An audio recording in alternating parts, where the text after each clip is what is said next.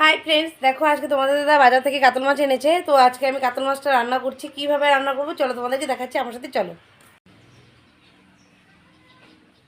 তো বন্ধুরা, ফুলকপি আমি কেটে নিয়েছি, ফুলকপি আলু দিয়ে মাছটা রান্না করব।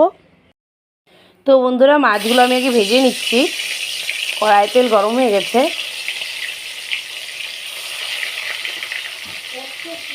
তো পরপর এই মাছগুলো এইভাবে ভেজে নেব।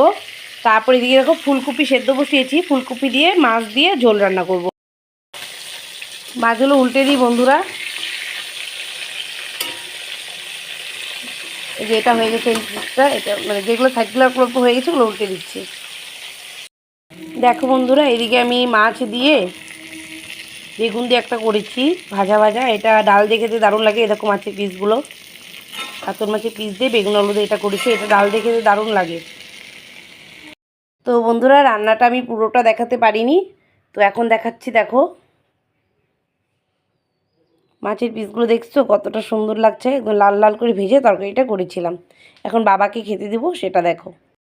তো বন্ধুরা দেখো, বাবার জন্য ভাত নিয়েছি। এখানে হচ্ছে মাছের তেল দিয়ে আর মাছ দিয়ে, দেখো মাছের টুকরো এটা দিয়ে ভাজা করেছি। এটা হচ্ছে কচু শাক, আর এটা হচ্ছে কাতলা মাছের ঝোল। এই দেখো কাতল মাছের পিস ভেতরে রাখা আছে। আর এটা হচ্ছে পাতলা করে মুসুর ডাল আর শসা দিয়েছি। তো বাবার ভাত বাড়া হয়ে গেছে। তো বাবার এটা দুপুরের থালি, তো বেড়ে নিয়েছি। ভিডিওটি কেমন লেগেছে অবশ্যই বলবে। তো চিকেনও করেছি অল্প করে, সব মিলে দুপুরের খাবারটা জমজমাট। তো বন্ধুরা, ভিডিওটি কেমন লেগেছে তোমরা অবশ্যই কমেন্ট করে বলবে। বাই।